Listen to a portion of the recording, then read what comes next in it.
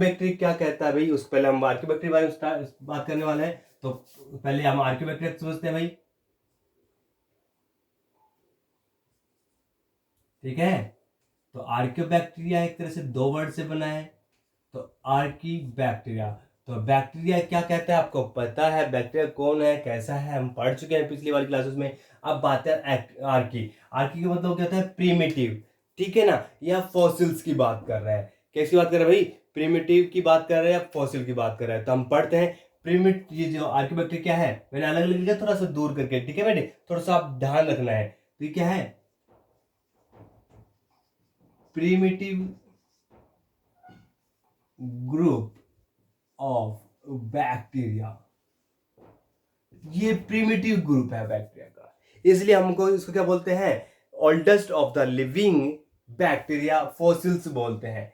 Primitive मतलब सबसे starting जहां से हुई थी उसको हम क्या बोलते हैं, आर्कियोबैक्टीरिया, इसलिए हम इसको आर्की की वजह से इसको हम फॉसिल्स भी बोलते हैं। क्या बोलते हैं भाई, फॉसिल्स। हम एक बार लिख देता हूं, उसके बाद उसमें डिस्कस करते हैं। तो बैक्टीरिया हो गया, प्रीमिटिव ग्रुप हो गया, ठीक है। उसके बाद क्या कर रहा है ये, ओल्डेस्ट, क्या कर रहा है भाई, ओल्डेस्ट कर रहा है, ओल्ड मतलब सबसे पुराना। अब प्रीमिटिव ओल्डेस्ट का मतलब लगभग सेम ही से दिखा है, प्राइमरी और सबसे पुराना हो गया, ठीक है ना, ऑफ द लिविंग फॉसिल्स, ठीक है ना। तो हम इस पे डिस्कस करने वाले हैं आज कि जो बैक्टीरिया है उस, ये आर्कियोबैक्टीरिया को प्रिमिटिव क्यों बोलते हैं, ओल्डेस्ट क्यों बोलते हैं, इसको लिविंग फॉसिल्स क्यों बोलते हैं। लिविंग फॉसिल्स इसलिए बोलते हैं ये लिविंग है और ये सबसे पुराना है, सबसे पुराना, ओल्डेस्ट की बात करें, मैंने लिखा है। अब अगर ये ओल्डेस्ट क्यों कह रहे हैं सर, क्योंकि सबसे जब हमें बैक्टीरिया क्या होता है, प्रोकार्योटिक होता है भाई, क्या होता है, प्रोकार्योटिक, ठीक है ना। हमें ये तो पता है कि हम प्रोकार्योट से क्या बना है, यूकार्योटिक बना है, इतना माइंड क्लियर आपका। अब अगर प्रोकार्योट से यूकार्योट के अंदर हम इवोल्यूशन कहते हैं, तो जो यहाँ पे हम आर्कियोबैक्टीरिया हैं इनके अंदर पास वो करेक्टर होते हैं तो स्टार्टिंग हम मानते हैं कि स्टार्टिंग से ये बेस जहाँ से स्टार्टिंग हुई थी, मीन्स आप ये कह सकते हो एक तरह से हम ए पढ़ते हैं, ए के बाद बी आता है, फिर सी आता है, फिर डी आता है, फिर ई आता है। तो जो ई है वो कहां से आया, डी से आया, डी कहां से आया, सी से आया, सी कहां से आया, बी से आया, बी कहां से आया, ए। तो ये जो ए है एक तरह से ये आर्कियोबैक्टीरिया है, यहां से ये प्रोसेस चली है और आगे बढ़ती जा रही है भाई। और हम जो इस कंडीशन में ये क्या है, हमारे पास यूकार्योटिक है, तो हमारे पास वो चीजें मॉडिफाई होती चलेगी। जिसके मॉडिफाई कैसे हुई, ये एडेप्टेशन होता है भाई। एडेप्टेशन की वजह से जो लिविंग ऑर्गेनिज्म है अपने आप को मॉडिफाई करता है और मॉडिफाई एनवायरमेंट के अकॉर्डिंग अपने आप को ढालना भाई, एडेप्टेशन, जो कि बेटर सर्वाइवल के लिए होता है। तो बैक्टीरिया ने वही किया भाई कि वो बेटर सर्वाइवल करने के लिए अपने जो बॉडी के अंदर जो सेल करेक्टर्स थे उनको थोड़ा थोड़ा थोड़ा थोड़ा चेंज करता चला गया, और चेंज करते करते उसके अंदर अब हमारे पास क्या है, यूकार्योटिक कंडीशन में हमें उनको देखते हैं। तो प्रोकार्योट से यूकार्योट बनाया, तो जो आर्कियोबैक्टीरिया है तो उनके अंदर हम टाइप पढ़ते हैं ट्रू बैक्टीरिया, उनसे भी पहले के जो कैरेक्टर्स होते हैं वो हमें दिखाई देते हैं, जो कि यू बैक्टीरिया साइन बैक्टीरिया बिल्कुल डिफरेंट होते हैं भाई, ठीक है ना। क्या है कैरेक्टर बेस में, वो कैरेक्टर कैसे होते हैं तो वो वहां पे हम पढ़ेंगे कि आर्कियोबैक्टीरिया के अंदर हम क्या देखते हैं। तो सबसे पहला पॉइंट हो गया कि ये यू बैक्टीरिया में आते हैं और जो आर्कियोबैक्टीरिया में आते हैं वो बिल्कुल डिफरेंट होते हैं, इन बहुत ज्यादा डिफरेंट होते हैं आर्कियोबैक्टीरिया और यू बैक्टीरिया, ठीक है ना। और दोनों किस में आते हैं, प्रोकार्योटिक में आते हैं, बट ठीक है ना। लेकिन जो आर्कियोबैक्टीरिया है वो इस साइनोबैक्टीरिया से डिफरेंट क्यों है उसके बारे में हम पढ़ने वाले हैं, ठीक है ना। अब देखो आप क्या कर रहे हैं, तो ये लिविंग हो गया फॉसिल्स की फॉर्म में, ठीक है ना। अब बात आती है कि हम एक वर्ड बोल रहा हूं जहां पे they are many way different from eubacteria, मैं तीसरी बार ये लाइन बोल रहा हूं, they are many way different from eubacteria, eubacteria से बिल्कुल डिफरेंट होता है, इसलिए हम अलग से स्टडी करते हैं। पहला पॉइंट ये हो गया। दूसरा पॉइंट क्या कर रहा है, ये जो आर्कियोबैक्टीरिया ये ओल्डेस्ट है, ठीक है ना, जहां से एक तरह से हम ये कह सकते हैं लाइफ स्टार्ट हुई थी वहां से ही रिप्रेजेंट करता है, वहां से कैरेक्टर को इन्वॉल्वमेंट करता है, ठीक है ना। अब बात करते हैं क्यों सर, क्योंकि अंदर ट्रून्यूक्लियस नहीं होता भाई, ठीक है ना, न्यूक्लियोइड होता है इसके अंदर, जो डीएनए होता है वो क्लोज्ड नहीं होता है, ठीक है ना, इसके अंदर कैप्सूल फॉर्म में पाया जाता है, ये एवरीवेयर सर्वाइव कर सकता है। लेकिन हमारी जो बॉडी है एडेप्टेबल है, ये एडेप्टेबल से ज्यादा बेटर सर्वाइव कर पा रहा है, ठीक है ना। अब कहते हैं कि इसके अंदर जो टाइप है ये ओल्डेस्ट प्रिमिटिव बोला जा रहा है, तो उसके बेस पे हमने इसको 3 टाइप में बांट दिया। किस बार में, 3 टाइप में। तो पहला हमारे पास 3 टाइप्स ऑफ आर्कियोबैक्टीरिया,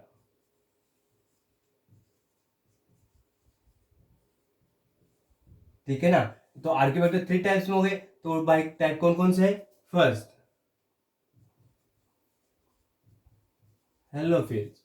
नॉर्मल बात है भाई, थोड़ा सा ध्यान रखना है बस। हेलो मीन्स यहाँ पे हमें बात करनी है, हेलो का मतलब हो गया यहाँ पे साल्ट वाटर, साल्ट एरिया की बात कर रहा है, ठीक है ना। साल्ट से रिलेटेड क्या है, जहां पे भी आपको साल्ट दिखाई देगा, ठीक है ना, क्या दिखाई देगा भाई? साल्ट दिखाई देगा, वहां पे ये हेलोफिल्स प्रेजेंट होंगे।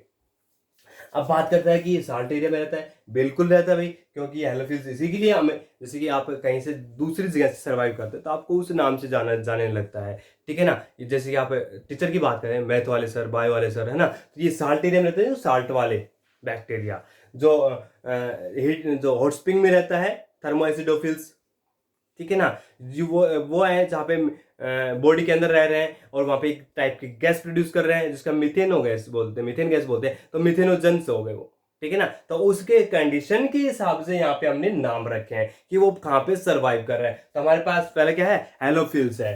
क्या भाई? हेलोफिल्स है, ठीक है ना। तो हम लिख सकते हैं इसके अंदर फाउंड ओनली, देखो मैंने क्या लिया, found only in salt area.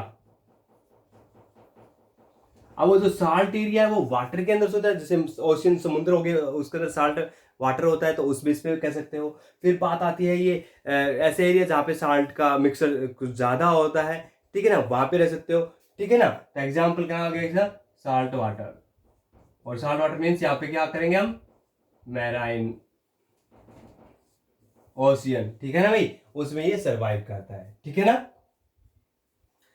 Example क्या होगा? एलोजेंस लिख दो, ठीक है ना, उसमें आ जाएगा। ये मैंने एरिया लिखा है भाई, ठीक है ना, कहा, जगह का नाम। दूसरा सेकंड क्या है हमारे पास? Thermoacidophiles. Thermoacidophiles. Thermo means क्या होता है? हीट। हमें कहां से लिया भाई? ये थर्मोस लिया है, जगह के बेस में। थर्मो मीन्स क्या है?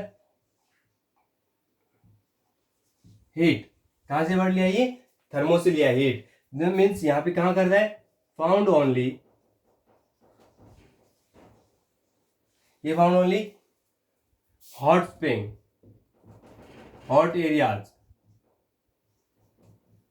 जिसके अंदर डेजर्ट भी आ गए, ठीक है ना। हॉट स्प्रिंग जहां पे लावा वगैरह निकलता है, उसके आसपास का जगह हो गई, ठीक है ना, उसमें डेजर्ट, ठीक है ना, जहां पे मतलब हमें हॉट स्प्रिंग, डेजर्ट एरिया, उसमें से हमें बात आ गई, ठीक है ना।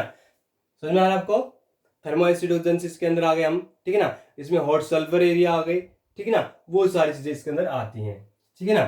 थर्ड हमारे पास है मेथेनोजेंस।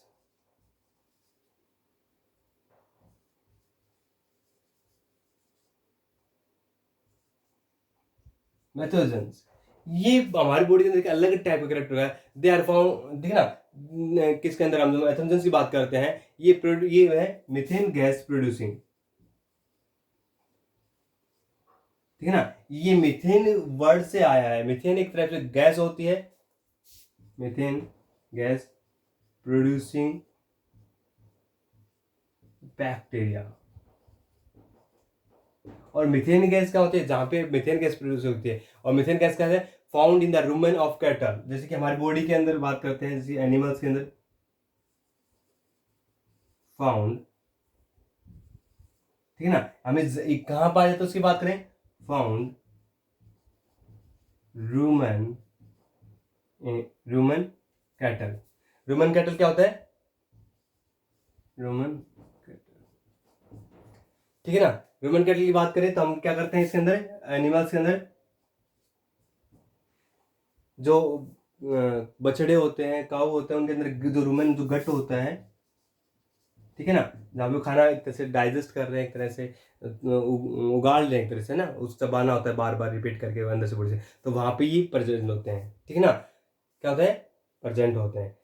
समझ में आ रहा है आपको? इसके अलावा जो पेडी के क्रॉप होती है, वहां पे भी हमें मीथेन गैस की प्रोड्यूसिंग होती है, वहां पे ये मिथेनोजन से प्रेजेंट है, पेडी, जो कि राइस होती है ना, वहां पे की बात कर रहा हूं। तो आपको इसमें हम इसमें जो एग्जाम्पल करते हैं इस तरह से, ठीक है ना, तो हमें ये दिखाई दे देते हैं, ठीक है ना। अब मैं थर्मास्यूटिकल की क्वालिटी बताता हूँ। जो थर्मास्यूटिकल होते हैं वो कितने टेम्परेचर पे सर्वाइव करते हैं, वो 80 टेम्परेचर से भी ज़्यादा 100 टेम्परेचर पे भी सर्वाइव कर सकते हैं ये बैक्टीरिया। जिससे सबसे हाईएस्ट होता है थर्मोप्लाज्मा, जो कि सबसे ज़्यादा हीट पे भी सर्वाइव कर सकता है। यदि हमारी बॉडी टेम्परेचर बात करें, हम 52-53 मैक्सिमम सर्वाइव कर पाते हैं, लेकिन ये बैक्टीरिया 100 डिग्री टेम्परेचर पे भी क्या है, सर्वाइव कर पा रहे हैं भाई। तो ये एक अलग एक्टिविटी है इसकी। अच्छा, अब बात आती है इनकी बॉडी के अंदर जो स्ट्रक्चर होती है, इनके अंदर लैक सेल वॉल होती है। अब मैं इन्हीं के बताऊंगा कि क्या होते हैं lack cell wall. Lack cell wall होती है। अब बात है कि लैक सेल वॉल क्यों होती है, क्यों, रीजन वही भाई, येलोफिल्स वाला थर्मोसिटोफिल में सर्वाइव नहीं कर सकता, थर्मोसिटोफिल वाला यहाँ सर्वाइव नहीं कर सकता, थर्मोसिटोफिल यहाँ सर्वाइव। तो इनके बॉडी की जो स्ट्रक्चर है वो अलग अलग है। वो किसकी वजह से हुई, इन्वायरमेंट की वजह से, क्योंकि इनका जो रहने का जगह है, सर्वाइव करने की जो जगह है, वो दो सभी की क्या है, अलग अलग दिखाई दे रही है। तो लैक सेल वॉल मिलेगी, और वो किसकी बनी होगी, पेप्टिडोग्लाइकन। किसकी बनी होगी, पेप्टिडोग्लाइकन, ठीक है ना, उसकी बनी होगी। ठीक है ना, इसके अंदर हम दूसरे के कंपैरिजन करें तो ये हमें अलग दिखाई देते हैं। समझ में आ गया आपको, अलग दिखाई दे रहे हैं, क्योंकि ये इनके जो रहने का जो जगह है वो हर अलग अलग होता है। तो अलग अलग रहने की वजह से इनकी जो बॉडी स्ट्रक्चर है वो थोड़ी सी अलग बन गई है भाई। ठीक है ना, ये सिर्फ हेलोफिल्स है जो साल्ट एरिया में ही रह सकते हैं, इस एरिया में नहीं रह सकते हैं। तो आपको ये चीज़ों को समझना होगा, ठीक है ना। तो आप इनको अच्छे से पढ़ना है, लर्न करना है और बताना है कि कैसा लगा, ठीक है ना। आर्कियोबैक्टीरिया सिंपल है, बिल्कुल नॉर्मल बातें हैं, ठीक है ना। ओके, तो हम आगे पढ़ते हैं और कुछ नया करते हैं। नेक्स्ट हमारा जो पॉइंट है वो क्या है, साइनोबैक्टीरिया। किसी बात करें हम, साइनोबैक्टीरिया के बारे में बात करें,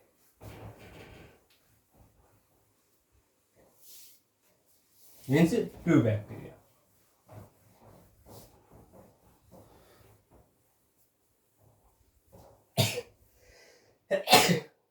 सॉरी,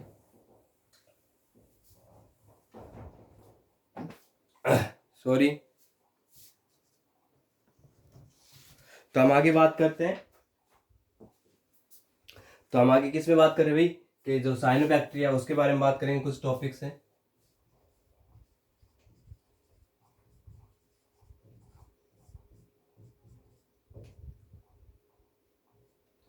तो साइनोबैक्टीरिया वो क्या कहता है कि जो बॉडी, जो सेल बॉडी है, और हम नाम देते हैं, वैसे 3 नाम दे देते हैं पहले एक बार। तो साइनोबैक्टीरिया उसको हम 3 नाम से बुलाते हैं, also called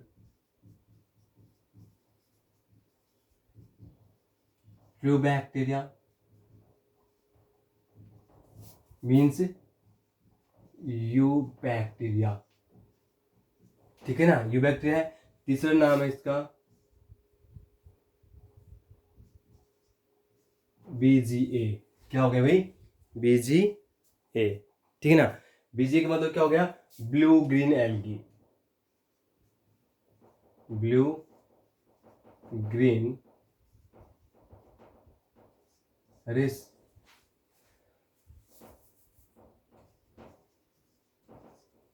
blue green algae. Sir algae तो हम प्लांट में रीड कर चुके हैं या रीड करते हैं।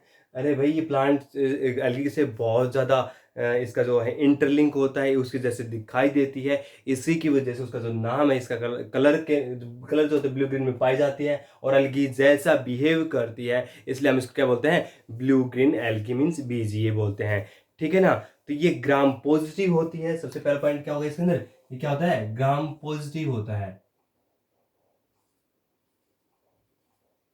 अब आज सीधे लिख देता हूँ, ग्राम पॉजिटिव टाइप बैक्टीरिया है ये। क्या है, हमारे पास सेल वॉल की बेस पे क्या आता है, 2 टाइप के बैक्टीरिया होते हैं, ग्राम पॉजिटिव और ग्राम नेगेटिव। तो ये किस टाइप का बैक्टीरिया हुई, ग्राम पॉजिटिव बैक्टीरिया है। तो दूसरा पॉइंट याद करते हैं कि ये इसके अंदर जो भी हमें बैक्टीरिया मिलेगा वो क्या होगा, नॉन फ्लैजिलेटेड होगा, मीन्स मूवमेंट लोकोमोशन होगा, वो प्रॉपरली नहीं कर पाएगा क्योंकि फ्लैजेला ही नहीं होगा, ठीक है ना। इसके अंदर हम बात करते हैं, दे हैव फॉलोइंग पिगमेंट्स की बात करते हैं।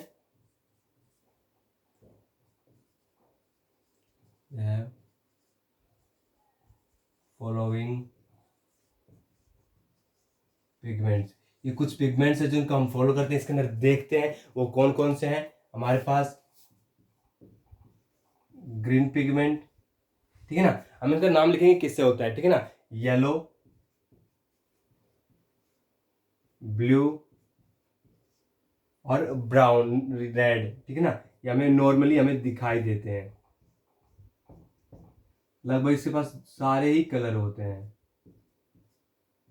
ठीक है ना, हमें दिखाई देते हैं। तो अगर ग्रीन कलर के किसी को जाता है तो हम गिले करें तो क्लोरोफिल ए होता है, ठीक है ना, वो टाइप होता है पिगमेंट की फॉर्म में। और हमें जब हम येलो की बात करते हैं तो हमें कैरोटेनॉइड्स की फॉर्म में होता है। फिर हम ब्लू की बात करते हैं तो सी फाइकोसाइनिन इनमें इन्वॉल्वमेंट होता है, उसकी वजह से हमें ब्लू कलर दिखाई देता है किसके अंदर, साइनोबैक्टीरिया के अंदर। हम क्या रीड करें भाई, साइनोबैक्टीरिया, तो फोकस रखना है यहाँ पे, प्लांट स्टडी नहीं करें क्योंकि हम पिगमेंट की बार बार बात आएगी तो हमें ये मतलब पिगमेंट आ गया मतलब प्लांट आ गया, ठीक है ना। फिर हम रेड की बात है सी फाइकोइरिथ्रिन, ठीक है ना, उसकी बात करते हैं, ठीक है ना। तो लिख देता हूं कौन कौन सा है, तो इसके अंदर हम पढ़ेंगे क्लोरोफिल ए, ठीक है ना। येलो की बात है कैरोटेनॉइड्स होता है,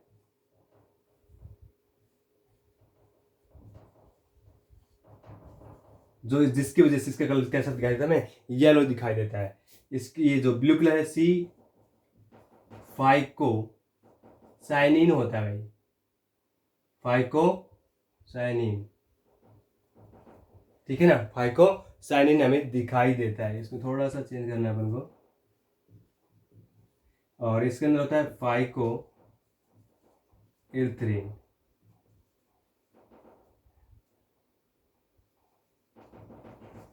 इरिथ्रिन मींस ब्लड से रिलेट किया गया है। कैसे भाई, ब्लड से रिलेट किया गया है इरिथ्रिन।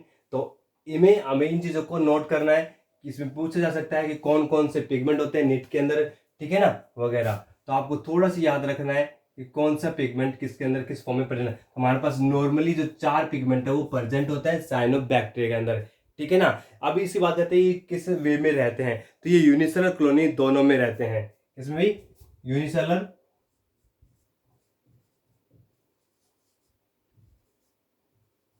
और कॉलोनियल, कॉलोनियल में रहते हैं। अब कहते हैं यूनिसेल में कौन रहता है, तो हम बात करेंगे कॉलोनी में कौन रहता है। तो यूनिसेल में हम बात करें स्पाइरुलिना। स्पाइरुलिना जो होता है हम इसको फूड की वजह से बहुत ज्यादा यूज करते हैं, एंड एक तरह से हमारे न्यूट्रिएंट्स जो वैल्यू होती है इसमें बहुत ज्यादा वैल्यू होती है, और इसको हम बहुत ज्यादा यूज करते हैं। बताऊंगा कैसे, जो एथलेटिक्स होते हैं स्पाइरुलिना यूज करते हैं। कॉलोनी में कौन रहता है भाई, बीज, ये ब्लू ग्रीन एल्गी, ये कॉलोनी में रहता है। कॉलोनी में ग्रुप बना के रहता है एक साथ, ठीक है ना। कैसे, इस फॉर्म में रहता है, ऐसे ज्वाइन करके। बताऊंगा ज्वाइन भी कैसे होता है। ग्रुप में ऐसे भी रहेगा, बंच बना के, जिसको हम बोलते हैं स्ट्रेप्टोकोकस बोलते हैं ना, वो ग्रुप में रहता है भाई, ठीक है ना। ऐसे ग्रुप में ऐसे, अब ये ग्रुप में इनके ना तो पाँव होते हैं, ना हाथ होते हैं, ना कुछ और ऐसे बॉडी पार्ट होते हैं, तो ये ग्रुप में कैसे रहते हैं, तो इनके हम देखेंगे। इसके अंदर हम, इसके अलावा हम एनाबीना बोलते हैं, माइक्रोसाइटिसिस बोलते हैं, वो भी इसके अंदर बीजे के अंदर आते हैं, एनाबीना माइक्रोसाइटिसिस। अब वो कह रहे हैं कि इनके अंदर ग्रुप में एक करेक्टर होता है जो इनको क्या है एक साथ ज्वाइन करके रखता है।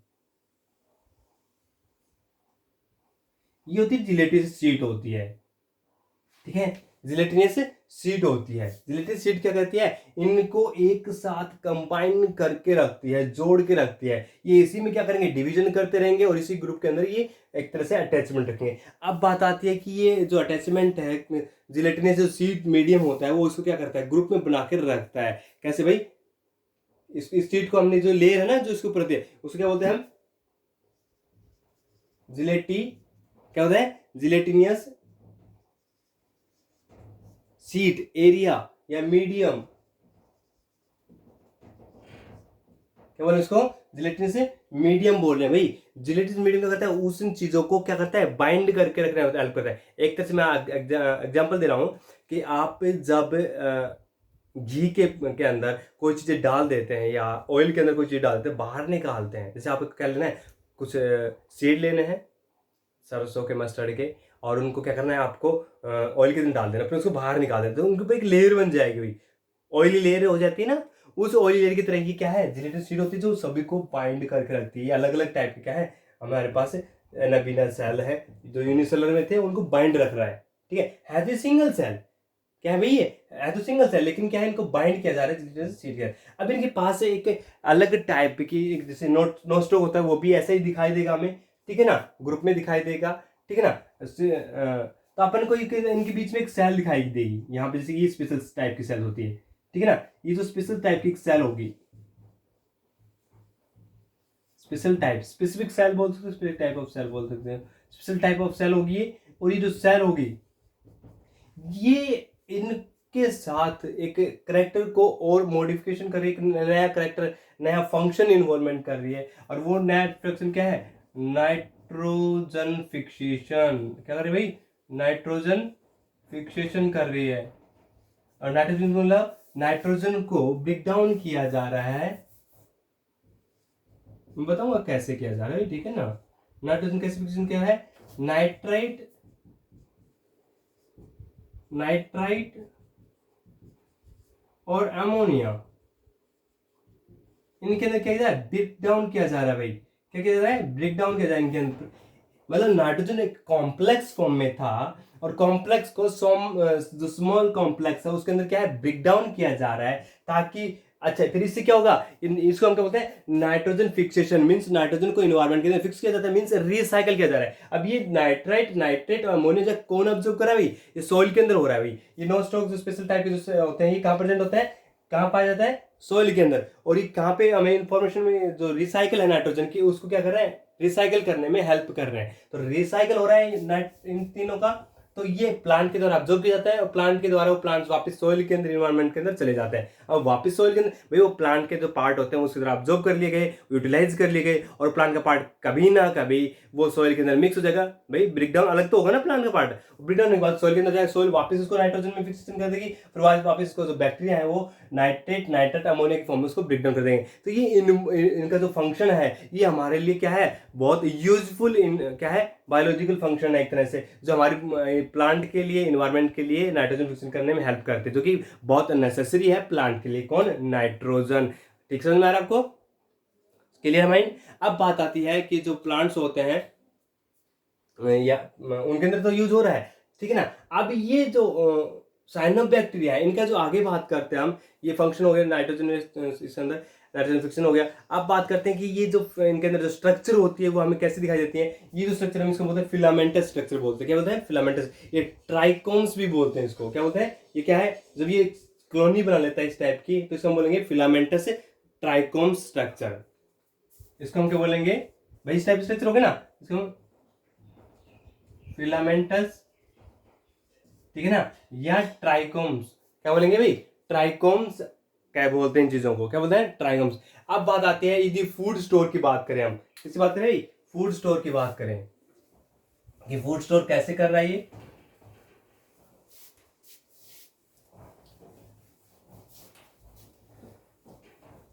भाई हर हमें कुछ पॉइंट को याद रखना है भाई, वो कहाँ पे रहता है, क्या खाता है, क्या पीता है, कैसे सर्वाइव करता है। तो ये 3-4 पॉइंट आप याद रखते हो तो उसके अंदर हम सर्वाइव कर सकते हैं, पता लगा सकते हैं उसके बारे में कैसे सर्वाइव कर रहा है, ठीक है ना।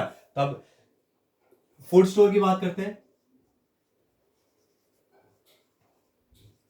तो जो फूड स्टोर होता है उसके अंदर हम देखते हैं इसमें 2 टाइप से कर रहा है। फर्स्ट होता है स्टार्च, ठीक है, स्टार्च। और दूसरा होता है फैट। क्या होता है भाई? फैट ग्रेन्यूल्स या ड्रॉपलेट। तो जो स्टार्च होती हैं वो किस फॉर्म में? अल्फा ग्रेन्यूल्स होती हैं उसके अंदर,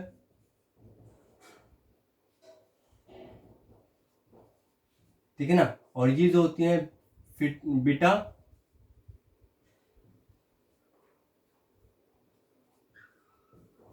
है ना, अल्फा ग्रेन्यूल्स और बीटा ग्रेन्यूल्स की फॉर्म में उसको स्टोर किया जा रहा है, ठीक है, फूड को।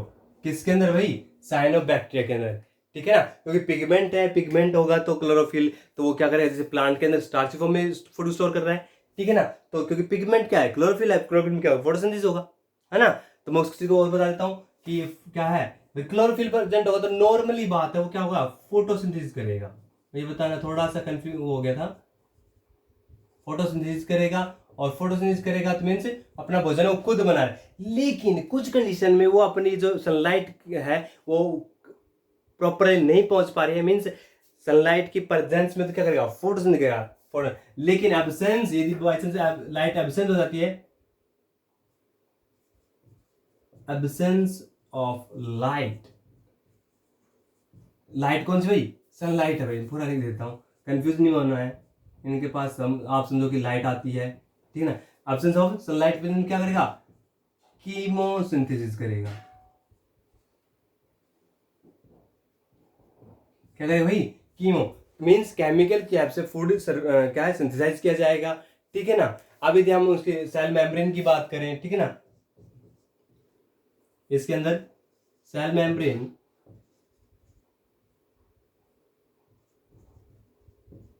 मेड अप ऑफ है लिपोप्रोटीन, किसकी बनी होती है भाई, मेड अप ऑफ लिपोप्रोटीन की बनी होती है, ठीक है ना। तो ये आपको याद रखना है, मैं पहले बता चुका हूँ ये, ठीक है ना। फिर हम नेक्स्ट टाइम हम जो बात करते हैं ना कि जो स्पेशल टाइप टिश्यू होता है हेटेरोसिस्ट, अच्छा मैंने शायद स्पेशल टाइप टिश्यू का नाम नहीं लिखा था, स्पेशल, वो स्पेशल टाइप सेल कौन सी है जो नाइट्रोजन करती है, वो होती है हेटेरोसिस्ट होती है, जो कि क्या करती है, फंक्शन इसका लिख रहा हूं यहाँ पे, नाइट्रोजन फिक्सेशन, मैंने वो एक तरह से मैकेनिज्म बता दिया आपको, ठीक है, ठीक है भाई। नाइट्रोजन फिक्सेशन करती है, वो क्या कर रही है, स्पेशल टाइप ऑफ सेल होती है हेटेरोसिस्ट, जो कि नाइट्रोजन फिक्सेशन करती है। अब यूजफुल एक्टिविटी की बात करते हैं। यूजफुल एक्टिविटी के अंदर मैंने बताया था कि ये न्यूट्रिशन के अंदर बहुत हेल्प कर रहा है स्पिरुलिना। फिर बाद में आता है कि ये सॉइल फर्टिलिटी, जैसे नाइट्रोजन फिक्सेशन क्या है, ठीक है ना, तो फर्टिलिटी टू सॉइल के अंदर हेल्प कर रहा है Nostoc anabaena. Proteinaceous food metal की तरह यूज किया जाता है स्पाइरुलिना, ठीक है ना, यूजफुल एक्टिविटी बता रहा हूँ। फिर इसके अंदर जो ग्रीन मैन्योर्स की फॉर्म में भी यूज किया जाता है एनाबिना को, स्पाइरुलिना को, ग्रीन मैन्योर्स खाद के रूप में काम किया जा रहा है, न्यूट्रिशन के रूप में काम किया जा रहा है। उसके बाद सॉइल जो फर्टिलिटी उसमें यूज आ रहे हैं। यदि हार्मफुल एक्टिविटी की बात करें, ये वाटर के अंदर बहुत ज्यादा प्रोडक्शन हो जाती है, बहुत स्पीडली ये अपने आप में ग्रोथ करते हैं, तो आप ब्लूम बना देते हैं। और ब्लूम मतलब वहाँ पे इनकी जो एक्टिविटी थी, वहाँ पे ब्लूम मतलब यहाँ पे क्या है, वाटर है उसके अंदर है बहुत पॉल्यूटेड कर देती है, वेस्ट मटेरियल प्रोड्यूस कर देती है, ग्रो कर दिया जाता है, जिसकी वजह से BOD बायोलॉजिकल ऑक्सीजन डिमांड, वहां पे ऑक्सीजन की डिमांड बढ़ जाती है। यदि वहां पे ऑक्सीजन डिमांड बढ़ गई, मतलब जो वहां पे जो एनिमल सर्वाइव कर रहे हैं उनके लिए बहुत हार्मफुल हो जाता है, मीन्स उनको प्रॉपरली ऑक्सीजन नहीं मिल पाती है, इससे वो सर्वाइव नहीं कर पाते दूसरे ऑर्गेनिज्म। मीन्स आप ये मान लो यहाँ पे पॉन्ड है, यहाँ पे इनकी जो ग्रोथ है बहुत ज्यादा हो गई, मीन्स ये ज्यादा हो गई, तो यहाँ पे क्या है, ग्रो कर गए हैं रैपिड फॉर्म में, कौन, ये साइनोबैक्टीरिया, ये हार्मफुल इफेक्ट है भाई, ठीक है ना इनका। और यहाँ पे क्या है, BOD बायोलॉजिकल ऑक्सीजन डिमांड, जो है ऑक्सीजन की डिमांड यहाँ बढ़ गई है, ऑक्सीजन बाहर से आने वाले नहीं है, क्योंकि ये जो है ग्रो हो गई बहुत ज्यादा मात्रा में, तो ये ऑक्सीजन की डिमांड को बढ़ा देते हैं। तो लेकिन यहाँ पे जो दूसरे जो ऑर्गेनिज्म है जो सर्वाइव कर रहे हैं उनके लिए प्रॉब्लम क्रिएट हो जाती है, क्योंकि उनको proper oxygen food break down करने के लिए ऑक्सीजन नहीं मिल पाती है, और उनकी जो डेथ हो तक हो जाती है, ठीक है ना। ये प्लांट, ये जहाँ भी सर्वाइव करते हैं, ये कुछ एक्टिविटीज होते हैं जो हमारे आसपास कर देते हैं, जिससे अब ये यहाँ पे जो एनिमल्स वो किल हो गए, तो यहाँ पे जो वाटर है वो क्या हो गया, पॉल्यूटेड हो गया ना भाई, तो उससे भी हमारे इफेक्ट देखने को मिलता है। तो आपको इन चीज़ों को याद रखना है, नॉर्मल बातें हैं और अच्छी बातें हैं, और इनको अच्छे स्टडी करता है, और ज़्यादा से ज़्यादा इंटरेस्ट बनाना है बायोलॉजी में। ऐसा नहीं है कि आप कभी वीडियो देखो और इंटरेस्ट नहीं बनना है, अरे आप पढ़ोगे और अच्छे से लर्न करोगे तो प्रॉपरली इंटरेस्ट बनेगा, ठीक है ना। ये मैं लिख के देता हूँ, लिखवा लो, ठीक है ना, लेकिन आपको वीडियो को शुरू से एंड तक हर बार देखना पड़ेगा, ठीक है ना। Good luck, take care.